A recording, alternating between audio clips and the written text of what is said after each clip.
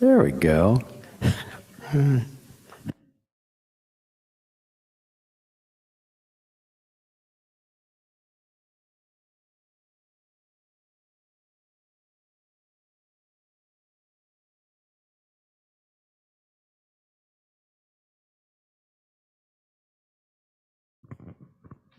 Hi, Ian, on YouTube.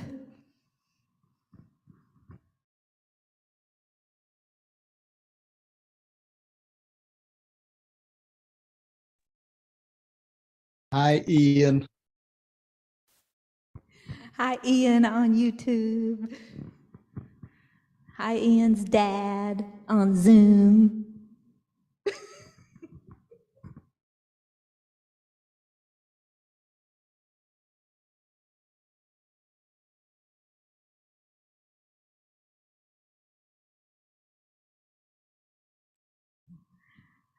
Lisa says hi, Rainey.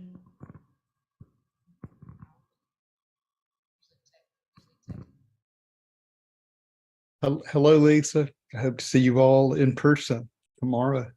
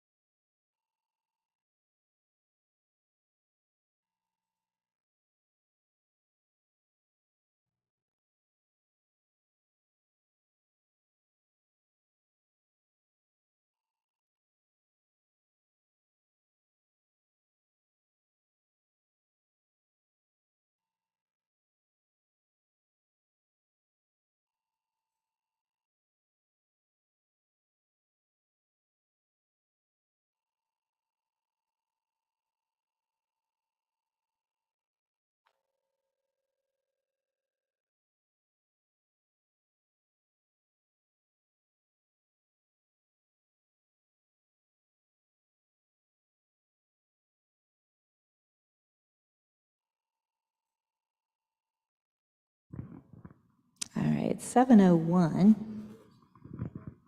Do you want to get started? Okay. All right. Welcome everybody back. Session 3. 3 out of 4. We're going to have one more, I guess, after Halloween. So I'll remind folks, myself included, to turn your cell phones off. And we're going to just begin. I guess, is anybody out there? I can only see the folks on Zoom. Linda can see people on YouTube. Is this your first time? Has everybody been here before? No first timers. And actually, there's a question, Yankees fan on YouTube. Can you hear us now? Yankees fan. I hope so. You can type it in the chat and I'll see it.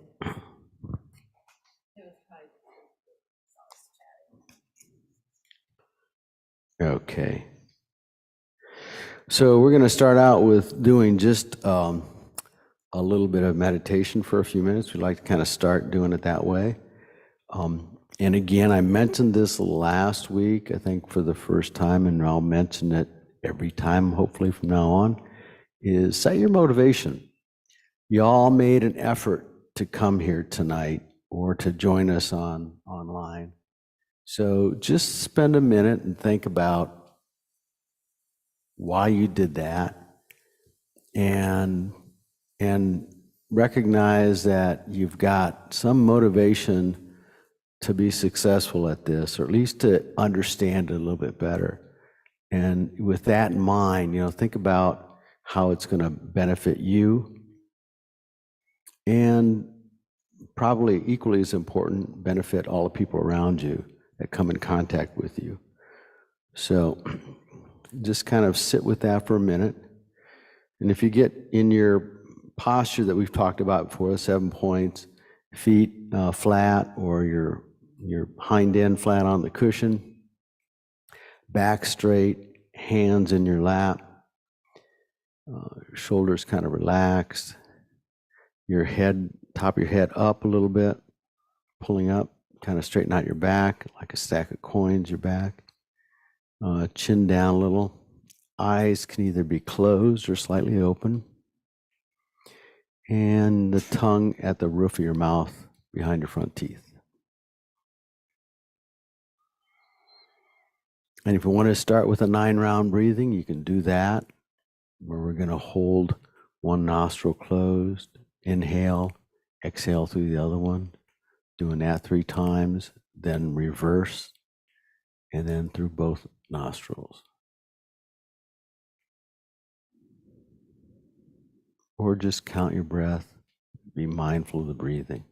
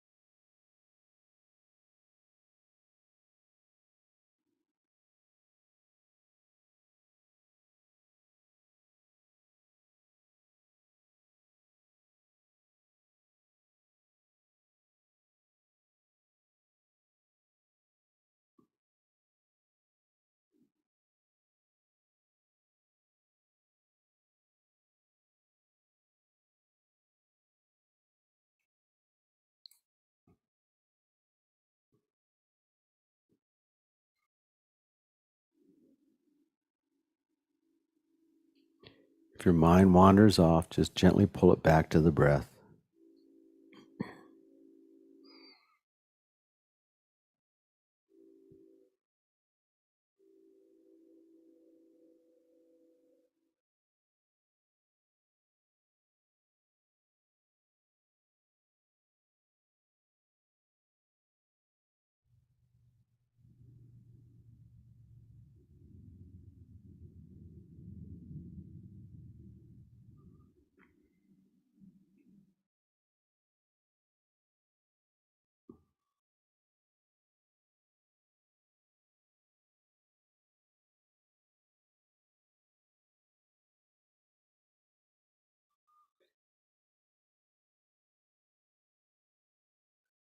Now, when you feel you've gained a deeper level of concentration and focus, I want you to loosen your concentration a little bit and think more about the element of mindfulness in your meditation.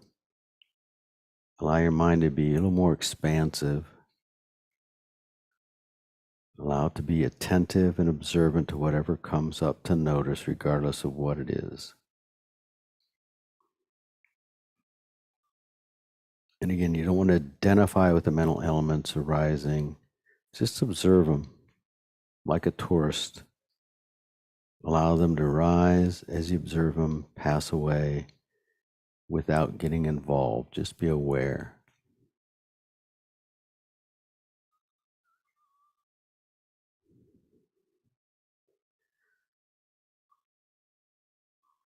Last week we did a meditation of the mind like the sky, and we'll change it just a little bit.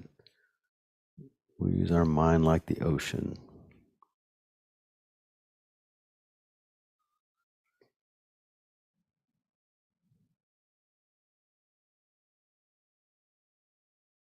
So allow your mindful attention to expand and encompass the entire sphere of experience of consciousness. Forget that there's an observer or something being observed. Just imagine your experience, your consciousness as being like the sky, completely clear, vast, spacious, without end.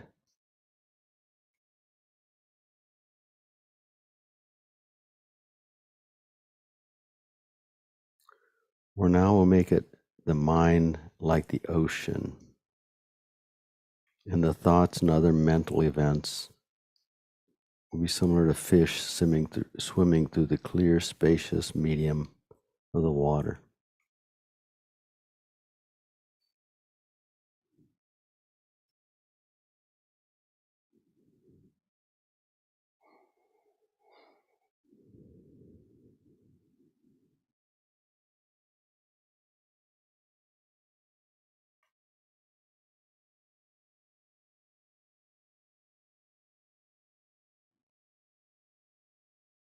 We're normally unaware of the nature of the mind, and instead we normally observe only the fish-like thoughts.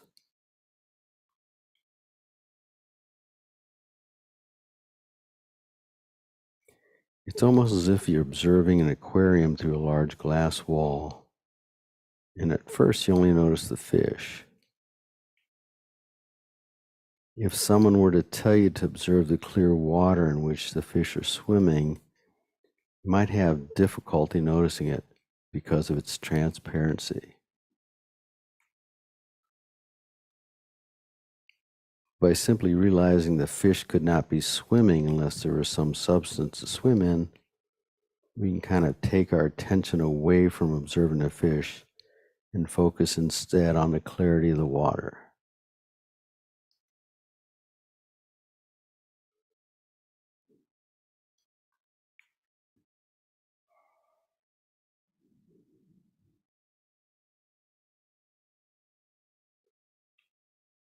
In a similar fashion, we let go of paying attention to the fish-like thoughts, and instead we step back and recognize the clear light nature of our mind, within which all our thoughts and other mental events occur.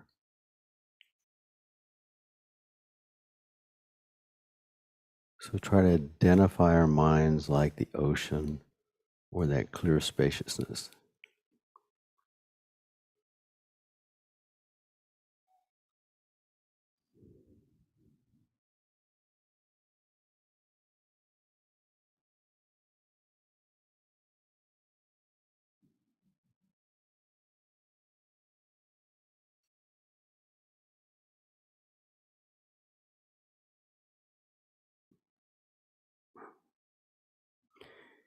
In our ordinary state of mind, we go about our business every day, having conversations, planning, thinking, worrying, making lists, and so on.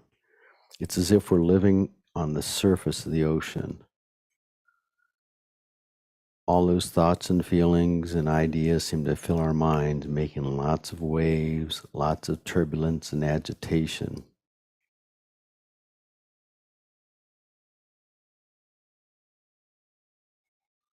But if we identify more and more with our ocean-like mind, let go of the wave-like emotions and the fish-like thoughts, it's as if we start to descend to the quiet depths of the ocean-like mind. We can reach a state of mind that is more peaceful, still, free of agitation and disturbance.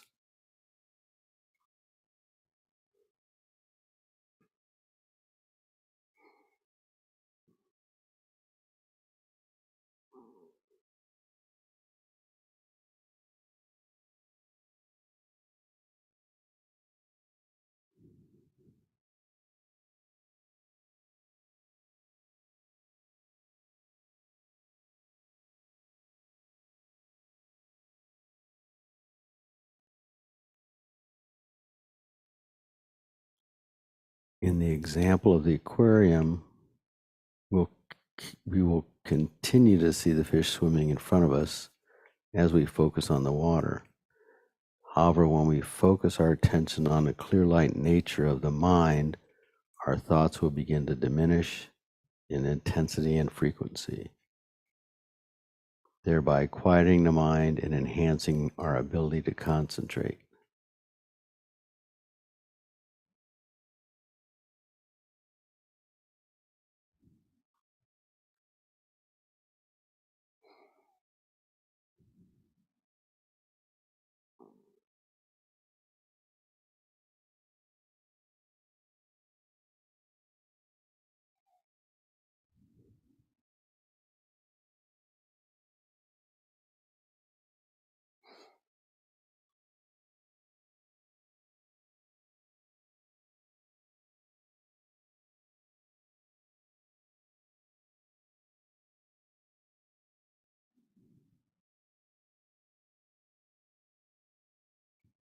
Whenever we identify with or are carried away uncontrollably by a thought, a feeling, we lose any awareness of the spacious clarity of the mind, of the vast, clear, and knowing nature of the mind within each thought or feeling occurs.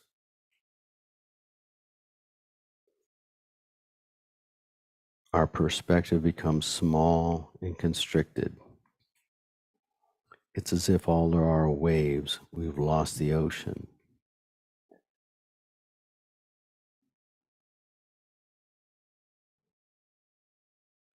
When we can simply observe these thoughts and feelings arising without getting involved, when we can identify with the ocean instead of the fish and the waves, then we reside in the spacious purity of our basic clarity of mind. Calm, clear, peaceful, open spaciousness. Without agitation, without delusions, without anxiety and distress, without dissatisfaction and attachments and aversions.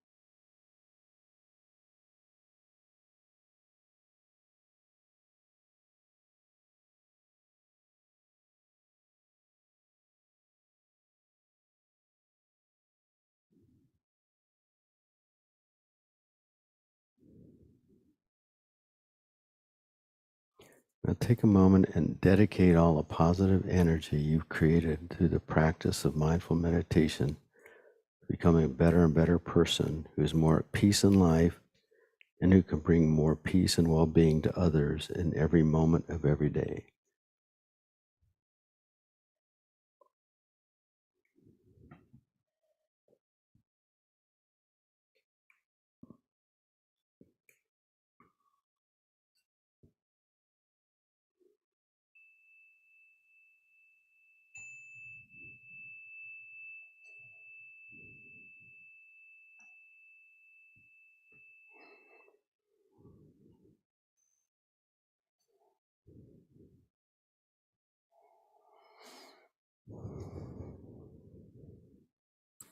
All right. Maybe you had a chance to read that in the handouts. Sometimes that will resonate more with people than the sky, but either one is fine. They both work equally well. So again, find something that that works for you, and play around with them both or change it up or whatever. But you'll find something that resonates. Does anybody have any questions or things they want to share, experiences during the last week? Did y'all, I'm guessing everybody at least meditated a little bit during the past week? Experiences, obstacles, challenges? And as always, if you're on Zoom, you can raise your hand. If you are on YouTube, the chat is being monitored, so feel free to put questions or comments in the chat. Yes, sir.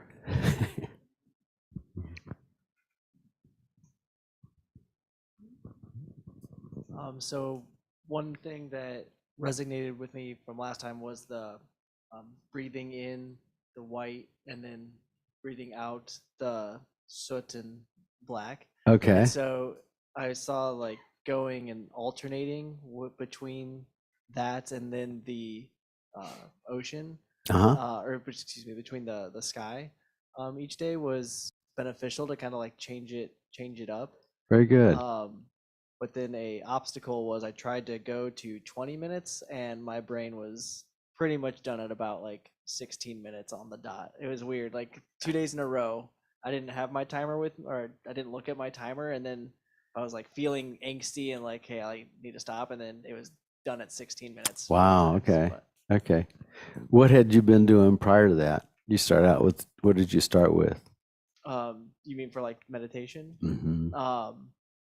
It was, well, that both times it was one with the color in, Right. and then the last time was the visualizing the sky. Okay. Well, you had said you tried to go up to 20 minutes and you conked out at 16. I didn't know what you're doing. It was both times, doing both ways. But you didn't have, prior to the 20 minute, No. You're just going as long as you could? Yeah. Okay. Oh, previous to that was 10. 10 minutes. Okay. Yeah. Okay. Yeah. So, you increase it a few minutes a day, maybe, or 1 minute or something. Yeah. But that's good. That's good that you've kind of track that a little bit too. It kind of helps to give you an idea of where you may go next and how far you can kind of push. But you do want to end. Yeah. If you're starting to feel like, oh, this is getting to be too much, it's time to quit. That's good. That was a good decision. So thank you for sharing that.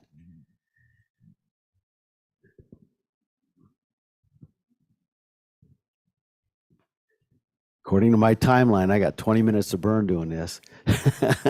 No. I can always expand. This is the beauty behind this class. We can always take a lot longer to do a meditation if we need to, or shorter.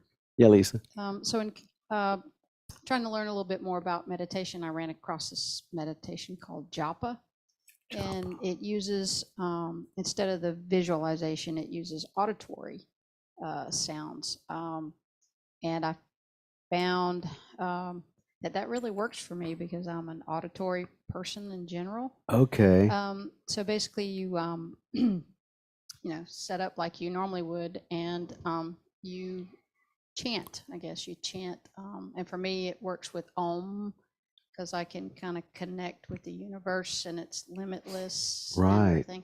So I don't know if anybody's ever experienced that, but that's just one form of meditation. And I'm using both, the visualization with the sky. Okay. And then I'll do the japa meditation, and that's really been helpful for me. Good. I've not ever played with that. I've not heard that term before, but I know there's meditations that can be done with other sensory stimulation. So that's good. And I think I had read a book on trauma-based meditation, and I know folks that have trouble with PTSD and other there's other disorders where just closing your eyes and trying to focus on, thoughts and things like that can be disturbing. And that discuss the effort or the usage of other kind of sensory stimulation to meditate on, sounds, smells, and things like that. So that's good. Thank you. There was one that just came up on my news feed today that was looking at a watch, like an analog watch, and then watching the seconds go every time, and then like breathing with it and watching it, and then hearing like the clicking that can also get you to be able to get more in a meditative state. And then at the 1 minute mark, you kind of re-center yourself and then do it again for however long that you Oh, want. interesting. I thought that was interesting. Yeah, And that's it would good. make sense that the clicking would help to get into the Right, stance. right. That's good. And I know, there are meditations when we do some of the focus meditations too, people will just use an object. We're supposed to visualize maybe a small little Buddha in front of you, or you can use a stone or whatever it is, something you can focus on sometimes. That helps. So, is, almost whatever works to help you kind of create that focus and that ability to kind of focus on something. Because the real power is going to come in what you focus on as we start doing some of the analytical meditations. They go, they kind of go hand in hand, develop that focus, and then we focus on things. Emptiness, ideally, but things. And on Zoom, Rainey shared, thanks for sending that along about japa, because he's an auditory learner as well. Very Yeah, it good. is interesting because I'm not an auditory learner. I'd rather I'm more of the, what is it, like an experiential learner. So it is a great way to, there's so many different things that we can do to kind of tie it into whatever works best for us. Right, right. As an individual. It is, and it should be. And there's no way for anybody to check up on you necessarily, so that makes it a bit of a challenge. It's not like I can tell you how to hold the racket differently, or something like give any kind of guidance, or anybody could give that to me for that matter. But it's a very personal thing. So it's the experiences that we get out of it that really, when you talk to a teacher, you have to kind of discuss, here's what I've experienced, kind of thing. And it gets quite comfortable if you've let's see, this will be your third week now that you've been doing this, ideally, and some of you much longer now, right? And you get to the point where you really just look forward to sitting and turning everything off and just kind of letting your mind become an ocean or a sky and just watch the things go by. And it's fascinating where some of those thoughts come from. I try to trace them back to the origin and see. It's almost like opening a bottle of soda, and the bubbles just start forming from somewhere, trying to figure out where they're coming from. They just kind of bubble up, just bubble up. Any other comments or thoughts? Obstacles, other challenges you might have? We'll talk a little bit about some of those tonight. The two biggest ones are excited mind, when we get our mind starts to kind of not get out of control, but we can't focus. There might be something occurring in our lives or whatever that just keeps pulling us away. Or dullness. That's the one I struggle with as I get sleepy. After lunch, I'm worthless. Tried doing an online retreat in the 20-minute session. About 5 minutes into it, I was like, I can't do this. But those are the two that we struggle with the most. And has anybody had any experience with those? Get drowsy? Yeah? Or does your mind get...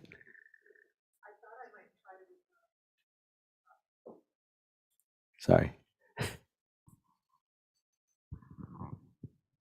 I thought I might use this class to try to become a morning meditator And I decided I'm just fine with, I like evening meditation. But Good. I thought it just seems like such a good way, it should be such a good way to start the day, but it's just not for me. And I find that I can't stay awake. Like if I wake up, I have a great morning routine, but if I stop and settle myself for meditation, Uh-huh. I'll go, I just get so sleepy all of a sudden. It's, I don't know if it's so comforting. It just makes me want to go back to sleep. Okay. So that's not, morning is not working out. Well, but that's I'm- okay. Yeah. Yeah. I'm fine sticking with my Accept morning that. routine. Yeah.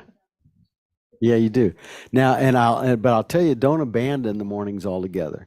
Don't give up hope.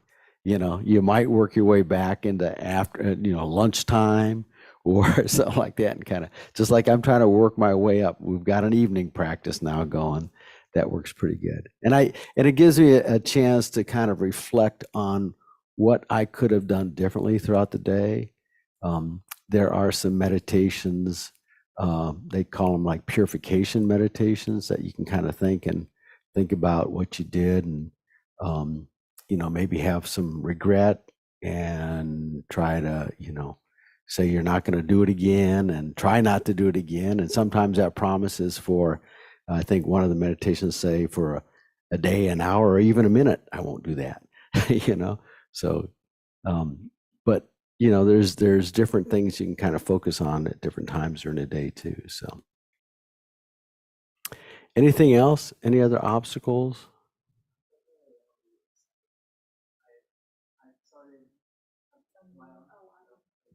So I've always been a morning person, but I started waking up a little bit early because I was like, I do need to have a cup of coffee before meditating because otherwise I will fall asleep. But then it's definitely excited mind of needing to constantly bring myself back.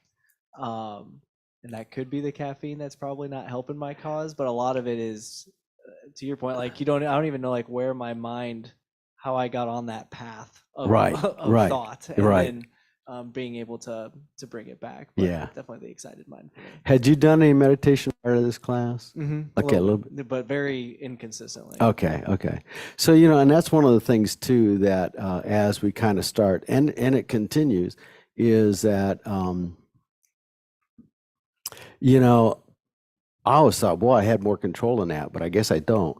As you begin to practice, you realize how quickly your mind gets out of control, where that had probably always happened, but I just wasn't aware of it. So that being aware of it is huge. That's really that point of the wedge that we're trying to get in there, so then you can just kind of begin expanding that space that you create between you and the thoughts. And there's a lot of space there, a whole lot of space there. So that's fine. Just keep kind of plugging away and expand it a little bit more every time if you can. So yeah, those distractions are hard. There's a little quote. So distractions, scattered mind, and so drowsiness or dullness prevents that clarity. You're right. We start to kind of, things get foggy and we kind of lose that clarity. And the distraction kind of prevents that stability, that meditative stability that we're trying to look. So we're trying to walk a fine line between those two. So we want to be relaxed, yet very attentive. And those two things are kind of, I don't want to say they ideally fit really nicely together. We should go through life very relaxed, but very aware. But they tend to be almost paradoxical in the society in which we live, right? If we relax, it's like sleepy time. Otherwise, we're always kind of on the go and wide awake and attentive and stuff. Our minds is racing all over the place. So I had another little Alan Wallace quote. I always love these when I come across stuff. Where he talks about distracted mind. And he calls it compulsive ideation. So just our mind, just compulsively confabulating stories all the time. Compulsive ideation is the mind frothing at the mouth. Stating out loud whatever comes to mind without any social filter could lead to a visit to the mental hospital. But if you can keep all those same compulsive thoughts to yourself, you're considered normal. This normal doesn't necessarily mean we are happy, just like the lack of disease doesn't make us healthy. So most of us can keep the thoughts to ourselves, or at least keep the actions related to these thoughts under control. Through meditation, we begin to change the thought process that leads to our unhappiness or dissatisfaction. So we're kind of stepping back one more layer. We might be thinking it, and we're not letting it come out of our mouth normally. That's wisdom to some degree. But then you can just kind of start stopping the thought process too that leads to those kind of problems. Our experiential reality is heavily conditioned by what we pay attention to. By controlling our minds, we can shift what we attend to and thus recreating our experiential reality. So we're really trying to just change our view and perspective, and hence our reality, which is we're all making up our own realities, right? 7 billion, maybe close to 8 billion people now all have different stories going through their head all the time. Geshe once told me, he says, it's kind of surprising we all get along as well as we do, you know? And it really is. But we can begin to kind of, through this process, change that reality a little bit. So, yeah, normally our minds are under control by external objects and are, just running in every different direction. And now we're trying to channel that. And have some sort of control over where our minds are going and manage that as best we can. So somebody said it was like tuning a radio. You get the static if you get on either side, and you were trying to get it tuned in here between dullness and drowsiness to find that center point that we can get real comfortable with. So, all right, let's see. Here's some thoughts for if you have a distracted mind, if you tend to be distracted. Try to focus firmly on the breath as much as possible. Try to really drill in on that. If you can visualize an image, like I said, a Buddha or a flower or something like that, very small and heavy, will sometimes help stabilize your meditation a little bit. Engage in a short reflection on a sobering subject such as death or impermanence. We talked about change. We went through a change meditation. I think it was last week, right? How we're changing moment by moment. That would be a meditation on impermanence, or to some degree suffering. We will do that a little bit here later on, and we'll focus on the preciousness of our life. And sometimes that's a good meditation to do too as well. Check your physical posture. Your head may be too high. You can turn the lights down a little bit if that helps.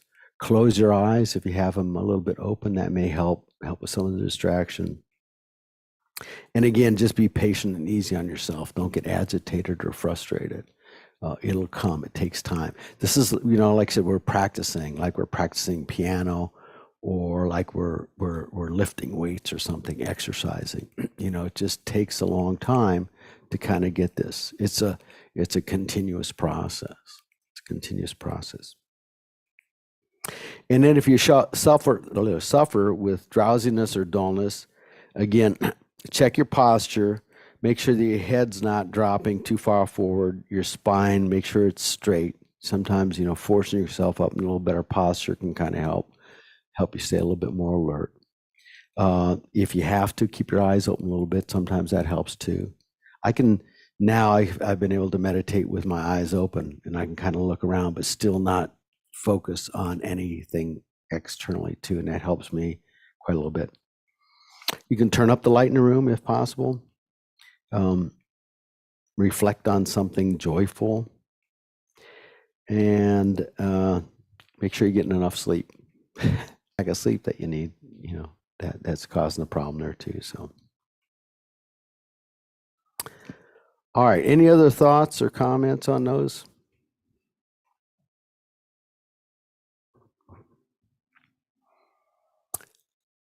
So let's talk a little bit about how we can begin kind of using this to transform some of our thinking.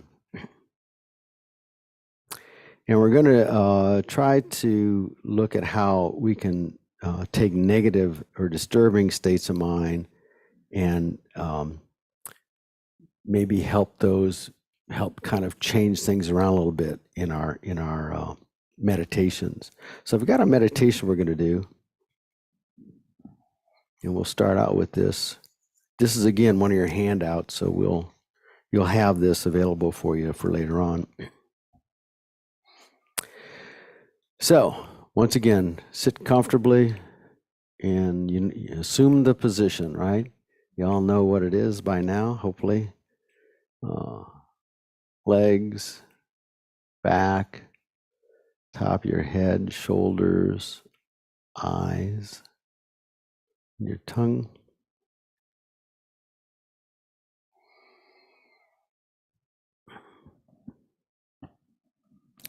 And take a few big breaths in and out. Kind of settle your mind.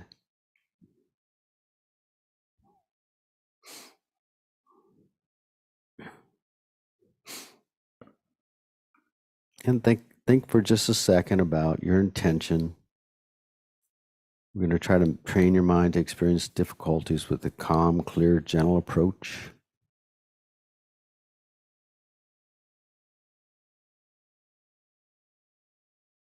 This type of meditation can be challenging, but it's very rewarding once you begin to kind of do it on a daily basis or on a regular basis.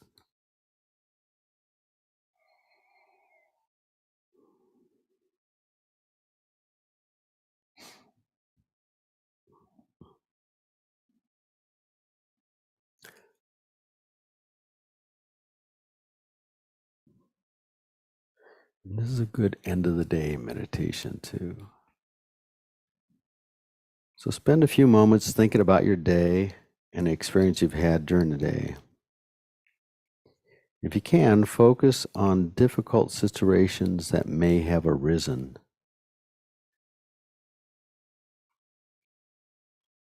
Maybe a situation in which you became impatient, you lost your temper, you saw others or people as problems or enemies, maybe even lashed out to somebody verbally, or at least felt that arise in your mind strongly.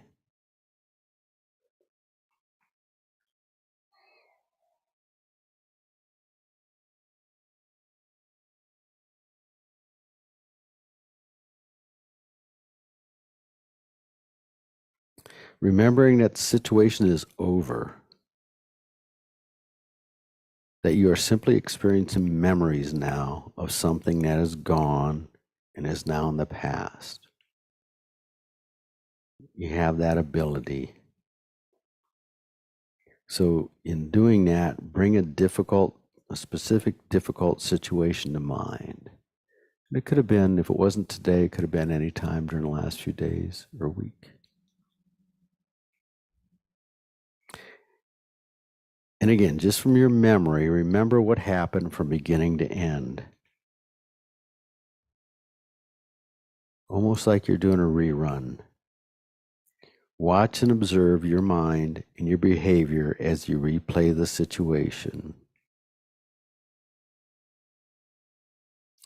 And use the techniques and the abilities of mindfulness that we've learned so far in order to disidentify with those feelings and actions as much as possible. Remember, we're just simply watching and observing this dispassionately.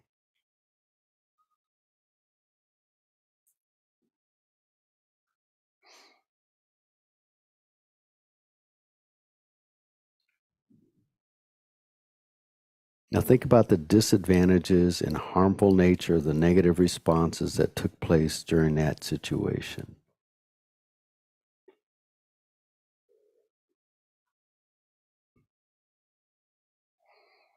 Think about how you felt while being impatient or angry. Did you feel happy? Were you comfortable? Were you at peace?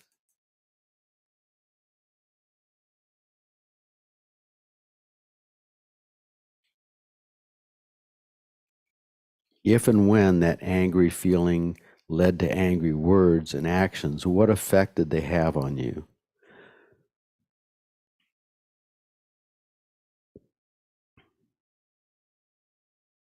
What effect did they have on others around you?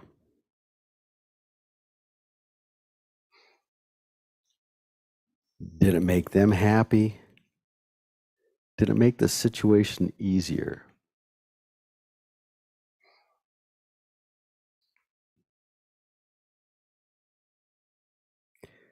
Did the angry behavior help bring the situation to a positive solution?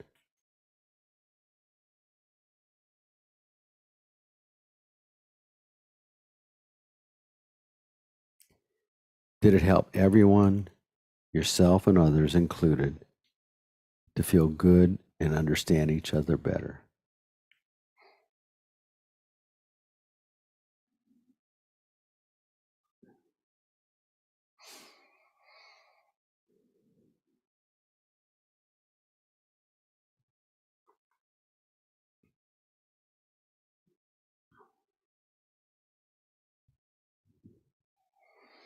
Now think about how you might have handled the situation differently,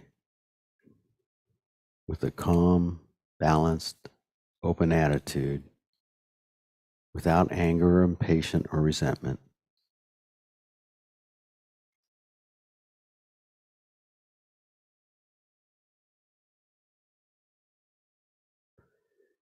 Think about how your and others' experiences of the situation might have been completely different if you had this other attitude.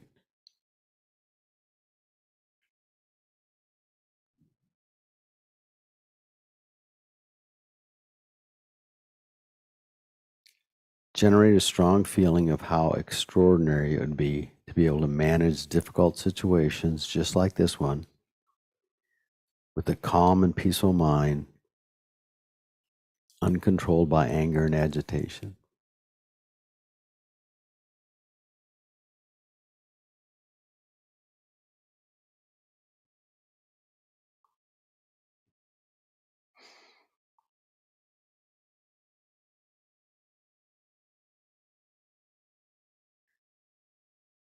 Now let's do a mental do-over.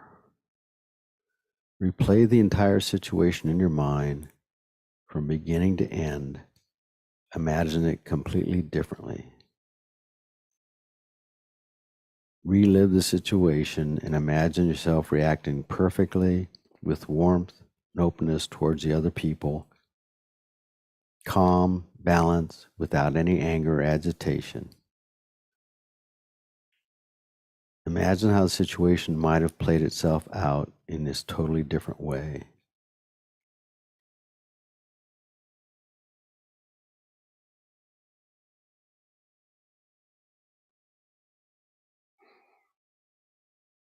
Is the outcome different? How do you feel about yourself at the end of the interchange? Pleased or disappointed?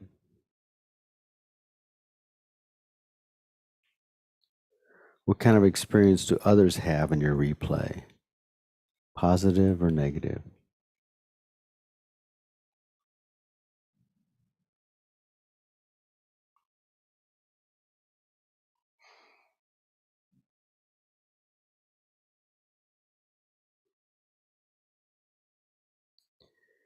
Now make a strong determination that the next time you encounter difficulties that try your patience, you'll take a breath, a step back, and will try to respond with openness and patience as you did in this meditation, keeping your mind under control and out of the control of anger.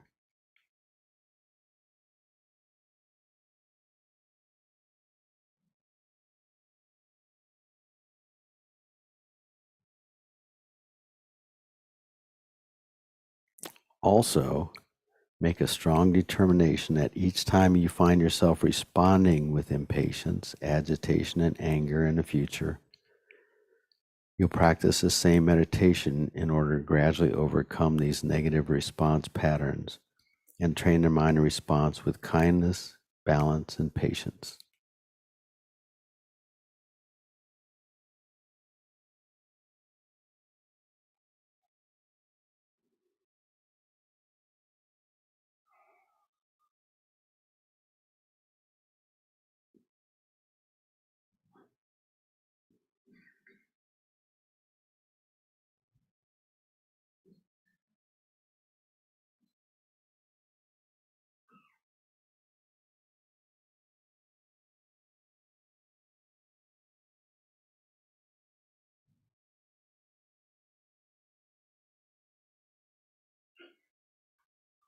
And again, dedicate this positive energy and insight to the well-being and happiness of yourself and others around you.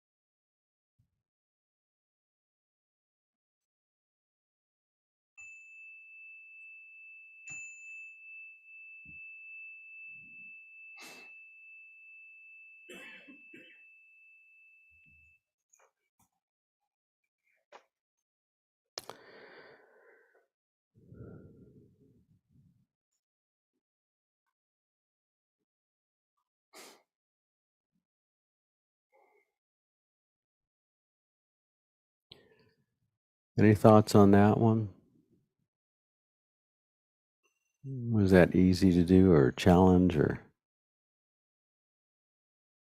helpful? They're always helpful. Absolutely, hindsight's a good teacher. But it's only good teacher if you're open to learning, right? That's the thing. It's surprising when I taught anger management in the prisons, there's an underlying assumption. I think it's true of most of our population that if you're angry or impatient, that's just who I am, right? It's part of my nature. It's part of me. I'm an impatient person, or I'm an unhappy or an angry person, or whatever the case may be. And most people don't stop and think. And I think this is one of the really fascinating things about meditation. Is we don't stop and think that, wow, that's not who I am. That's just something. That's just a fish that gets in my ocean that really irritates or causes a problem for me. But I don't have to listen to that guy, that fish. The prisoners, their impatience would go from impatience to rage in a millisecond. And they went through all of these, impatience or agitation, impatience, frustration, anger to rage. It was just like, and they really struggled with the concept that, you can change that. That's not part of your DNA.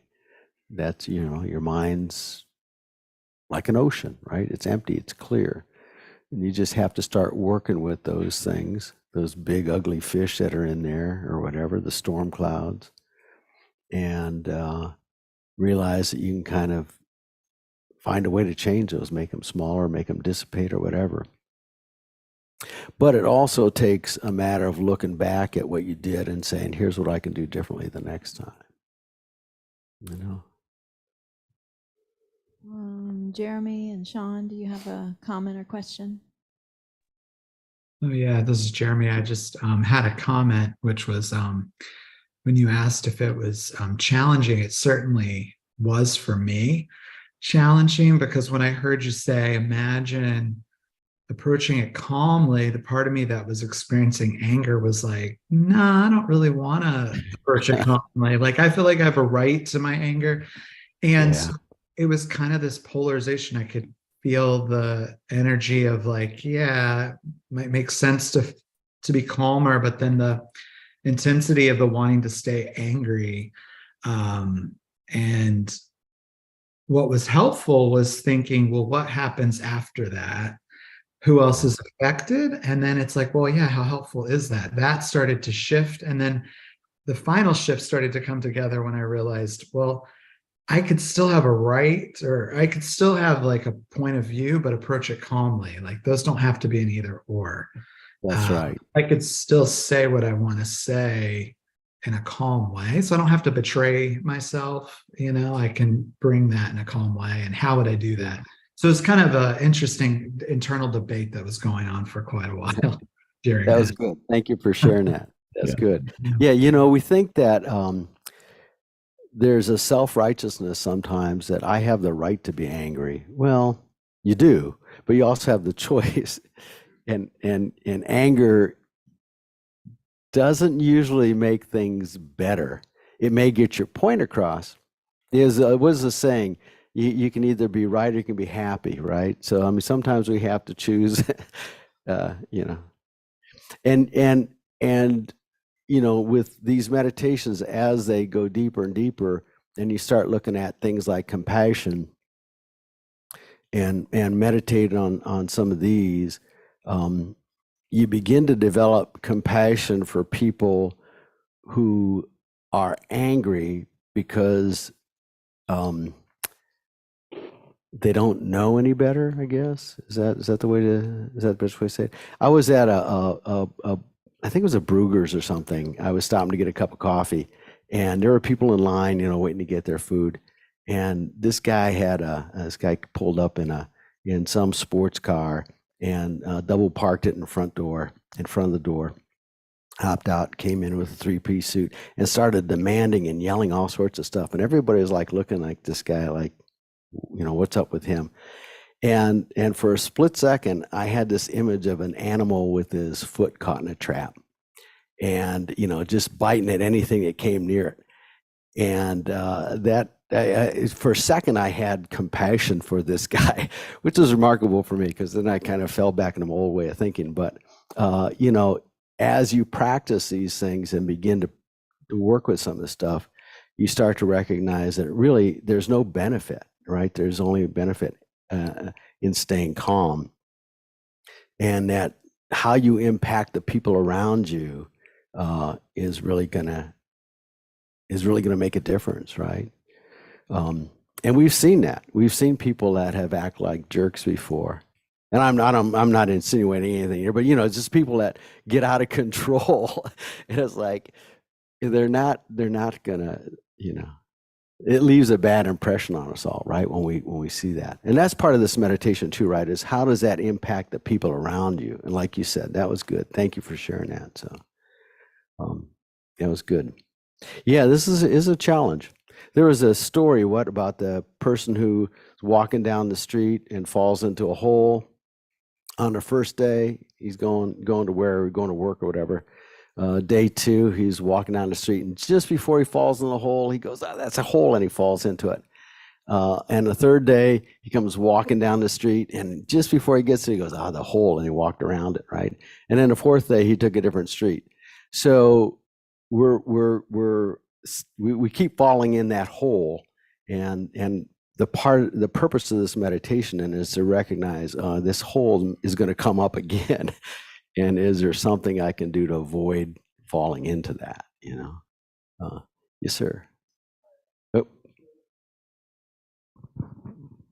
I would probably, and my wife I think would confirm, I'm not an angry person, but I would definitely be considered an anxious person.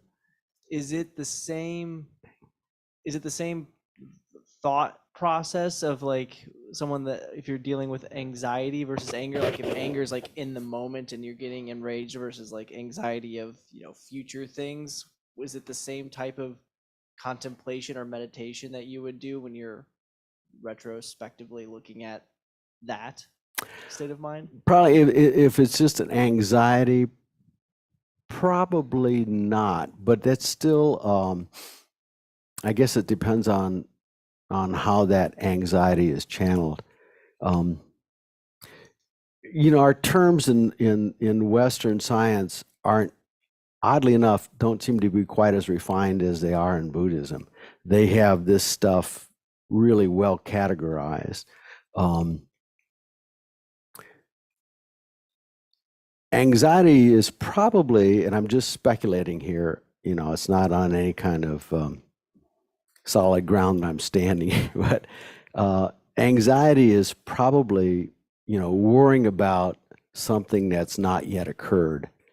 You can kind of play around with that a little bit too by thinking about, what was it last week that I was worried about this week that I've now survived, or that has not been an actual problem. I just worried about it.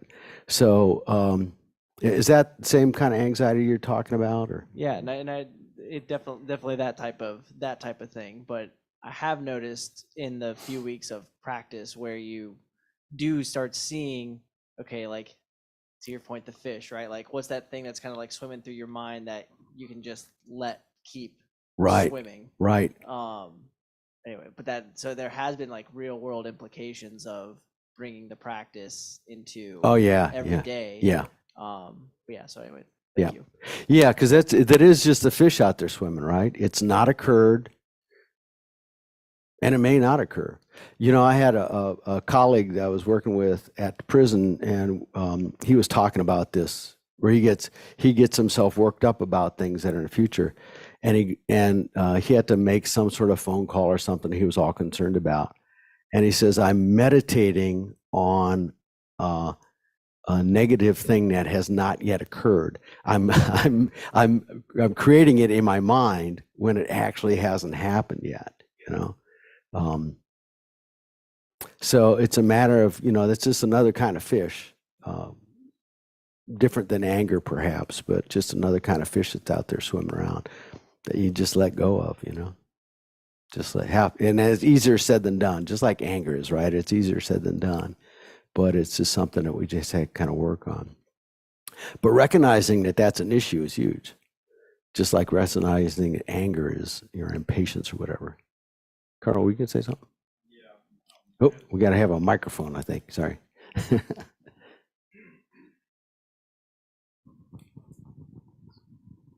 Just on exploring anger a little bit more. I had a similar experience with a Zoom caller.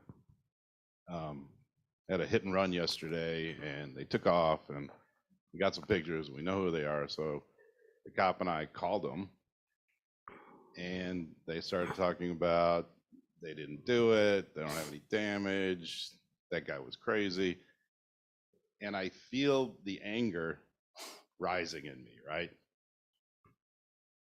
But doesn't that, so how does that play through? So if I were just calm, like, no, I'm not crazy, and you did hit me, and we have pictures, and please send me your information.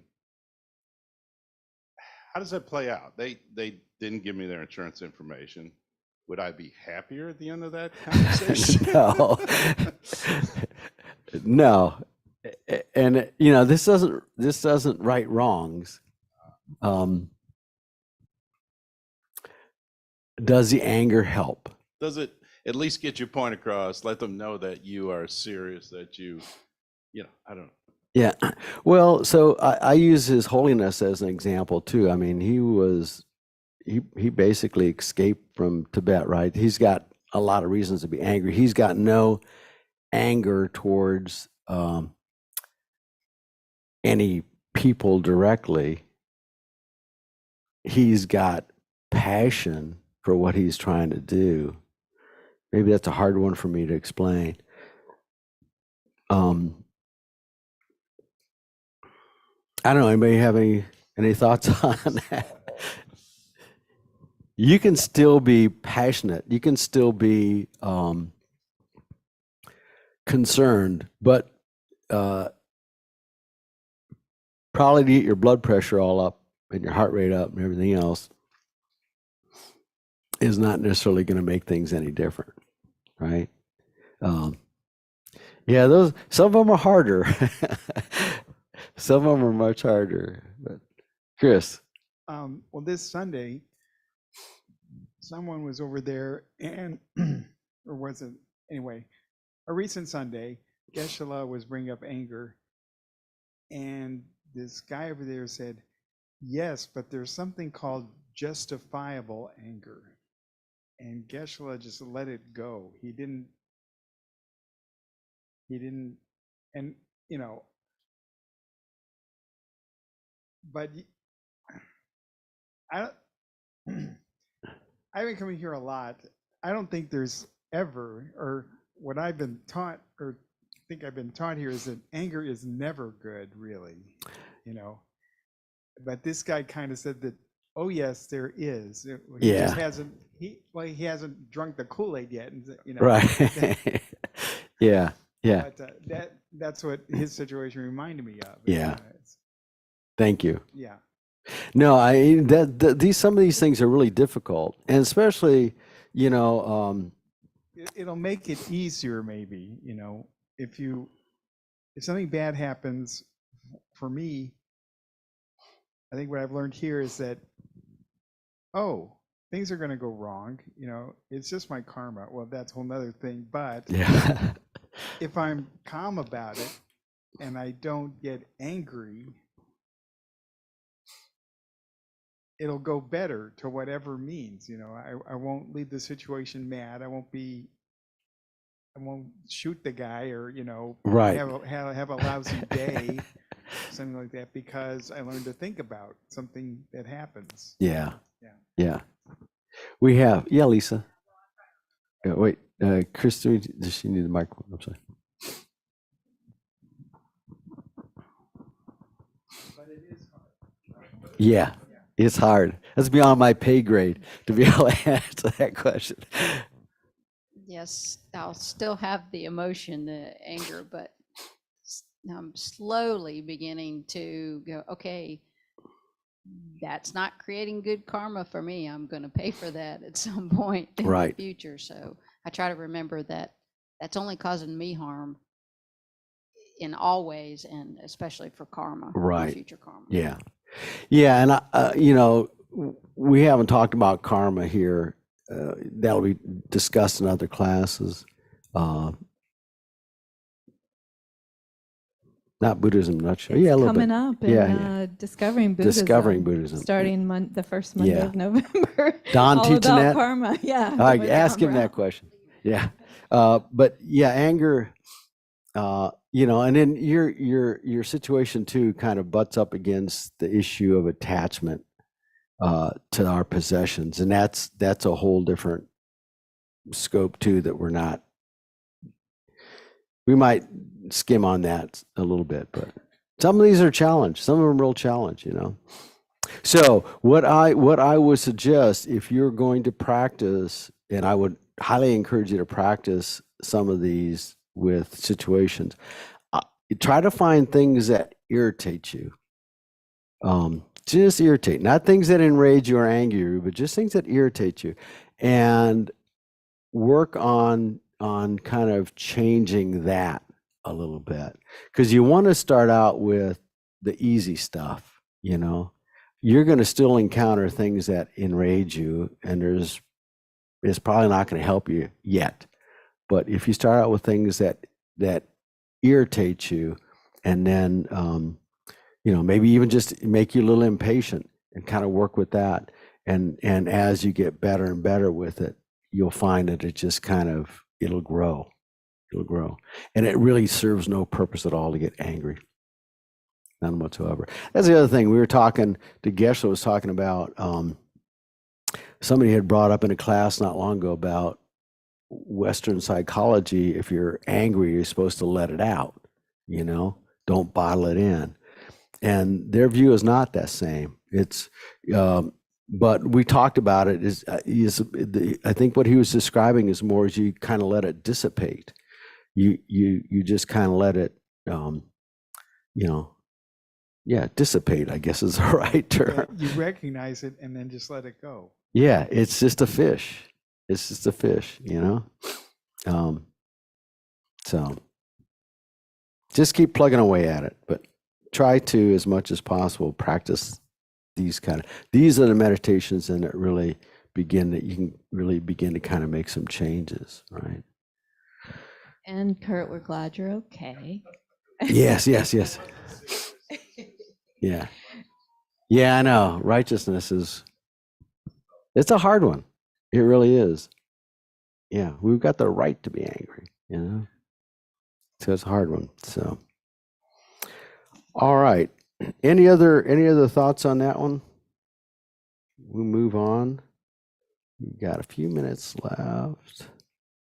And I've got to dig into session number 4 a little further here. So, I'll not ask you again how last week's class went or how it went during the last week, but we'd all really get angry. Yeah. I've got a visualization, another meditation. These are the analytical ones now that we're kind of delving into a little bit. And again, the two go hand in hand, the concentration and mindfulness, and then the analytical aspects of it gives us something to kind of work with a little bit. So we'll do another one of these, and then I'll save another one for later. All right, everybody get comfortable. I want you to all,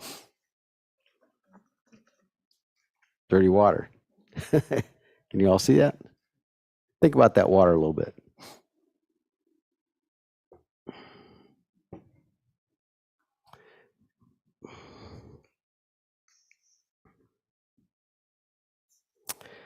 All right, I want you to just kind of set for a second.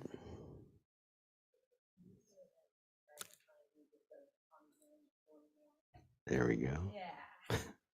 All right. I have to make sure I keep that away from my water bottles and I don't grab it inadvertently. All right. So everybody settle their mind and get in a position that's comfortable. Feet flat, back straight, hands relaxed in your lap. Jaw forward, eyes closed. And you can look at that water occasionally if you need to. And take a few big breaths just to kind of settle your mind and then kind of watch your breath for a little bit.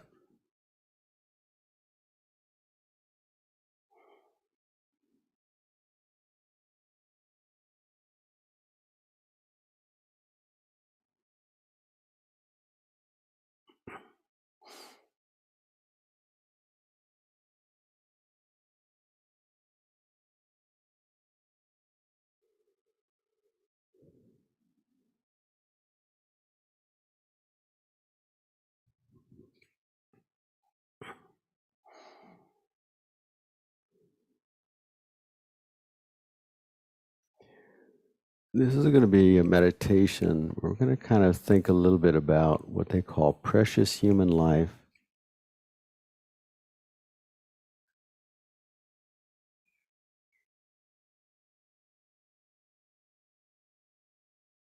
With leisure and opportunities.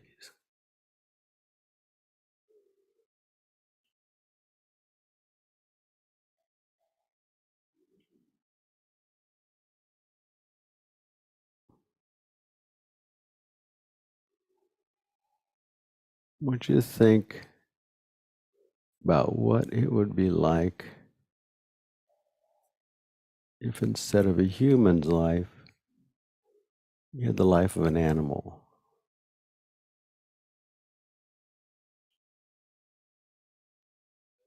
Some of our animals we think live pretty well. Some of our pets.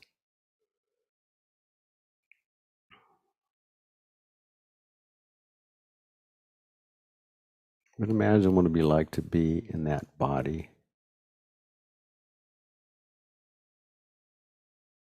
Or maybe a wild animal.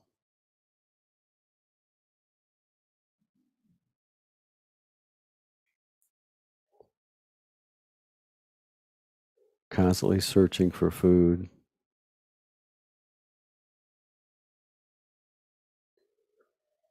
Always fear of being eaten by something else.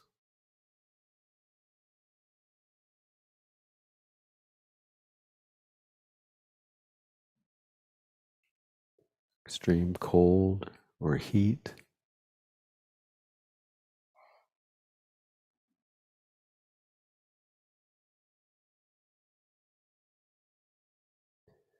Maybe one of those fish swimming around in that ocean that we talked about earlier.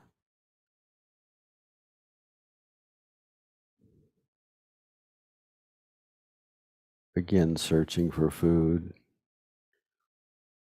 always on the lookout so you're not being eaten by something else.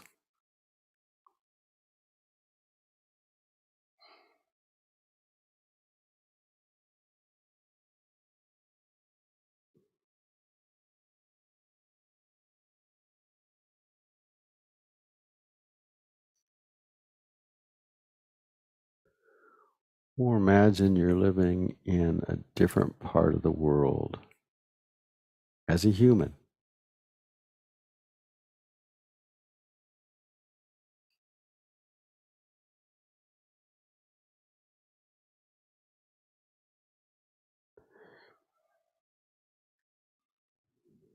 Imagine living in a tribal village somewhere.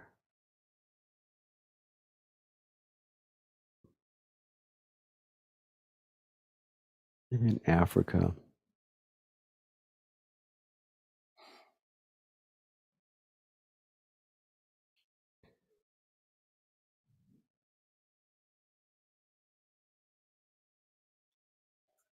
And every morning you have to get up early, and you walk with empty buckets and containers. And you walk for miles and it starts to get hot.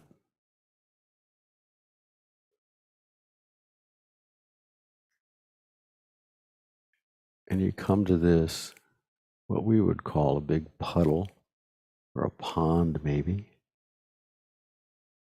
And you climb down, and there's animals drinking out of it. There's bugs, all sorts of bacteria and virus.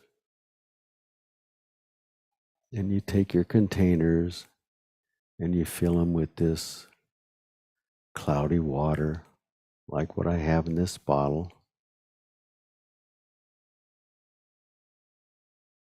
They're heavy. Once they're filled up, you may have a couple of them on a pole across your shoulders, maybe one on your head. And you start walking back to your village. And now it's very hot.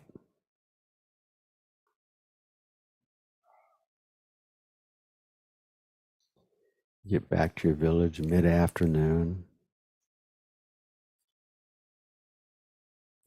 And that 5 or 10 gallons of water that you carried is your water for cooking and cleaning and drinking.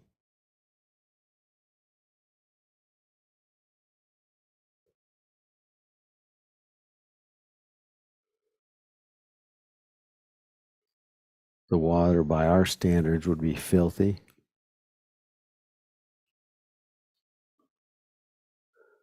Other members of your village and your family have gotten sick from it.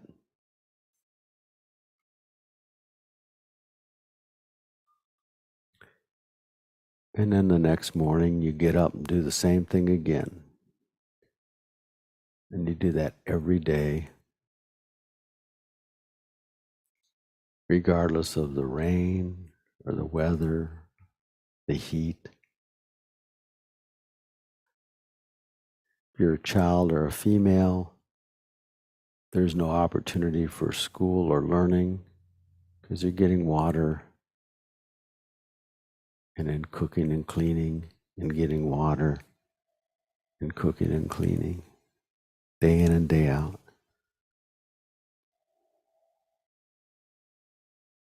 And yet you're happy.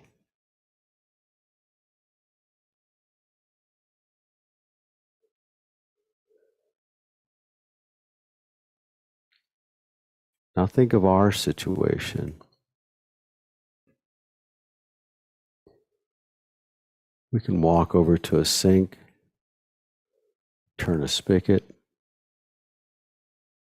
get cold and hot water. If we're thirsty, we can walk over to a metal box on the wall and push a button, get clear, bacteria-free water.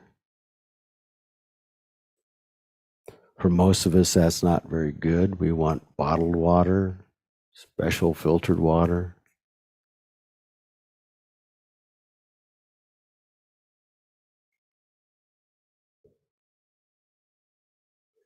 We flush our toilets with about as much water as that person in that village carries every day. We water our lawn, we wash our cars.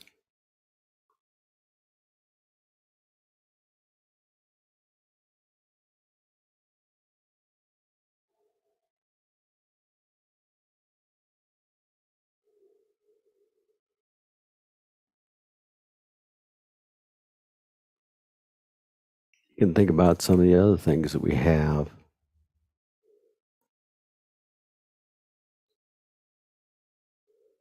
Just think about where you live and how many grocery stores you have around you.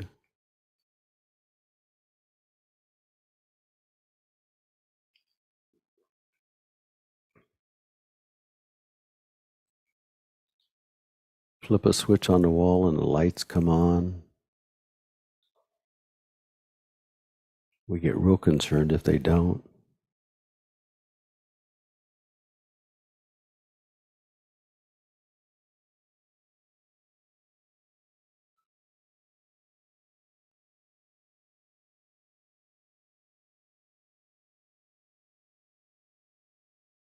We don't worry about bombs falling on our houses or this center. While we're sitting here, we're allowed to even sit here and practice Buddhism without fear.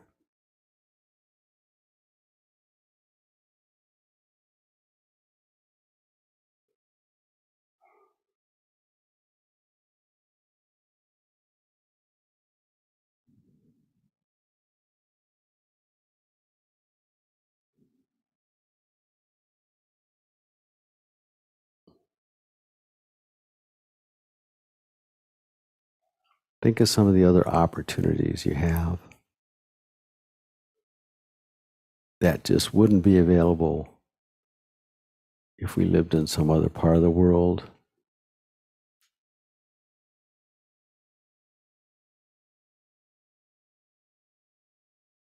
Education,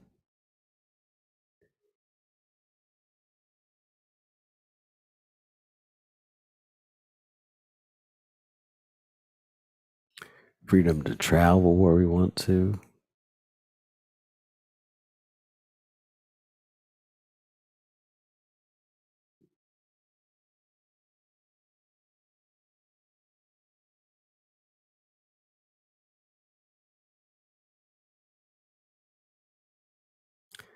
The number of opportunities we have are amazing.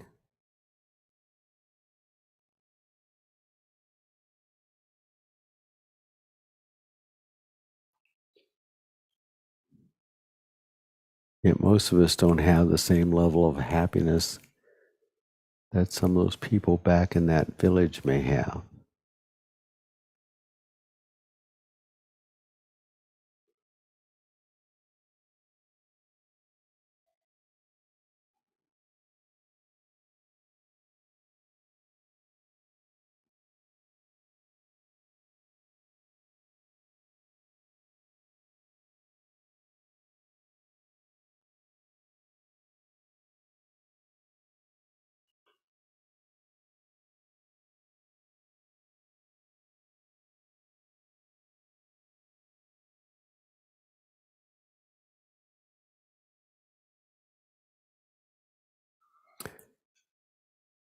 Now, once again, allow yourself to think about how much opportunity you have.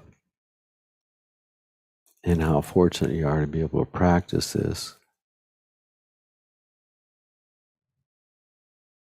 You kind of dedicate that again to your own happiness and the happiness of those around you.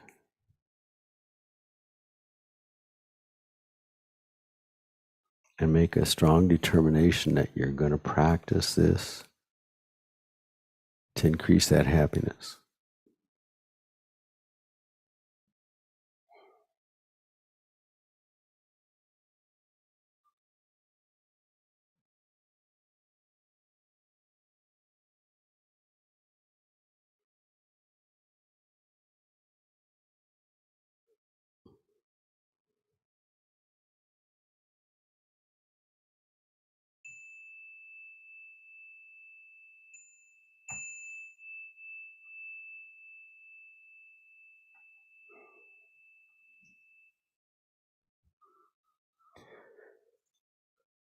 All right. Any thoughts on that meditation? A bit sombering sometimes. Not meant to be depressing. They were doing gratitude journals for a while. Yeah. That's an important thing. Stop and think. We don't think about that. We don't think about that enough, I suppose. Yeah. Any comments? I had a guy in a class a few years back that said he was out on some Sunday. He was out playing golf with some friends, and he was having a lousy golf game. And he got ready just to get, he's getting real angry. And he said, I stopped and thought about that bottle of water. Here it is on a Sunday afternoon. I'm out knocking this little white ball around. So I've got nothing to be upset about.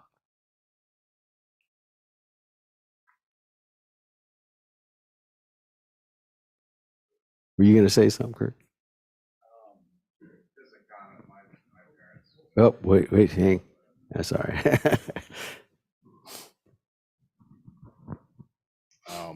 I'm first generation. My parents went through bombing, starvation, lack of opportunity, and this really hits home. I mean, I think we have it as good as anyone in the world. Yeah, it's amazing, isn't it? Thanks. I mean, we can even go down to just Raleigh, compared to other areas even of this country. Not all areas, but, other areas of this country too. Katie, you can unmute and go Hey, ahead. Katie. Hey, I just joined. I'm in bed with a really bad COVID, which then turned into a sinus infection and an ear infection. So I've been feeling really sorry for myself. But when I tuned in late, and then to hear you talking about that, of course that puts how I'm feeling in perspective, because I'm in a comfortable bed. I have an electric blanket. I have a heating pad. I was able to go to the doctor, and I'm on like 3 different kinds of medication. Um, you know, I have means to travel to a pharmacy.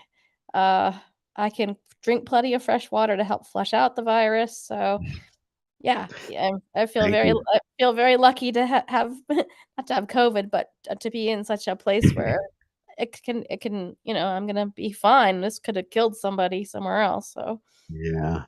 Thanks. That's very helpful. I'm sorry you got COVID, but I'm really glad I didn't attend in person last week.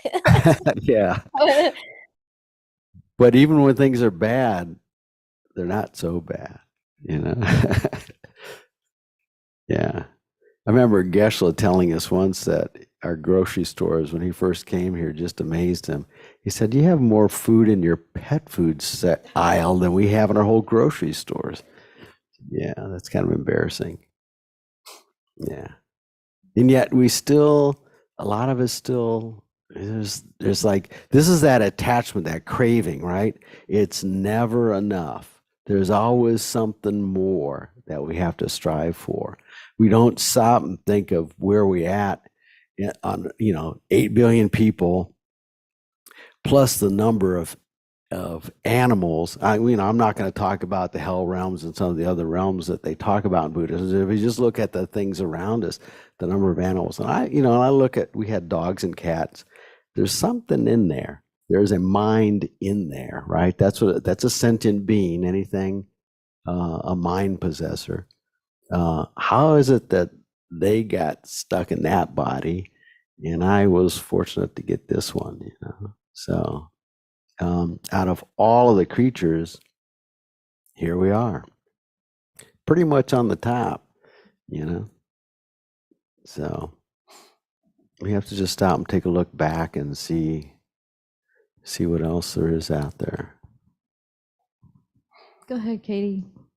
All right, I know you're about to close up, so I just wanted to raise this as a question, maybe for next time or for future speculation. As somebody who's been trying to meditate while pretty ill, and then hearing you talk about people carrying, trying walking miles for water in the heat and in danger, and their happiness levels. Again, this is a question for later, but I want to raise the question about meditation and moving past attachment when you're physically suffering. And to me, comparatively, not very much, but still, I have not been able. It's very, very hard. And again, this is a big question, so maybe that's something you want to handle. Yes, you could do next week. I don't know. No, I'll touch on it right now too, and I'm going to answer it the best I can. In the beginning, there are challenging times that we face that may make it hard for us to do meditation. And I've talked to people in the past that say, I'm going through some really tough times, and I'm really trying to do my meditation. This is kind of the reason why we want to do the meditation when times aren't tough. We want to try to get in the habit of doing it on a regular basis, so we become more resilient when things do get hard. If you're just starting out and you're sick, it's going to be a challenge. Or if you're going through a hardship, it's not the time. This is the timing is not good for you, right? Just because you got sick in the middle of this class, but this is why, though, we want to be practicing these things when we feel fine, and not try to put them off until we really need them. Because then you have that mental attitude when you go and you face hardships. It's kind of like the anger we were talking about before. You practice and you work on it when you're just, when you're slightly irritated. Meditate. If you're sitting on the floor, meditate when your legs fall asleep. That's a good place to start. See how much tolerance you have for things, and push through some of those easier things, and then I think the harder things will get easier and easier as you've kind of worked it up, if that makes sense. Yeah, that makes a lot of sense. So people who have a strong history of practice, when they're ill, they'll have the it's more like riding a bicycle. It's not second nature, but that they can do it. Yeah. That's my understanding too, is that then, you just kind of take that illness in stride, and you realize, and you think about all the people that are in worse shape than you are too. I mean, that gives you an opportunity. Yeah. Yeah, that's why So, this last talk you just gave was perfect for me. Thank you. yeah, and you did that. I mean, you mentioned all the people who are sick that don't have opportunity for medicine or have other kind of things going on. And yeah, but I didn't think about that till I tuned in. So thank you. good, perfect timing then. Maybe, I don't know. So Exactly. And one more quick comment for you, Katie, that kudos to you for showing up. I mean, you came really to class in person, and then you got sick, but you've still made the effort to come and join online. So yeah, that's huge. That speaks volumes. Yeah, it really does. Really does. Thanks. Okay, anything else before we end for the evening? Yes. Quick reminder that we're not going to have class next Tuesday because it's Halloween. So don't come to the center. Don't join online. It'll I be won't the trick. here. Enjoy Halloween if you can. And we will do our last class that following Tuesday. So whatever the date is, that Tuesday, the 6th or something like that. And that'll be the last class for Meditation 101. But then we will start up Buddhism in a nutshell. So feel free to join that as well. All right. Well, again, dedicate your effort to, again, trying to improve your situation and the people around you, and keep going. You got a 2-week now. We're going to try to stay on track, and then we'll talk about how you did when you come back in 2 weeks. So thank you all for attending, taking time. You're Thank quite you, welcome. David. Bye now. See ya. Good night, everyone. We'll see you not next week, but the next. Thanks, David. Thanks, Linda. You're welcome, young one. Y'all have a good night. Bye now.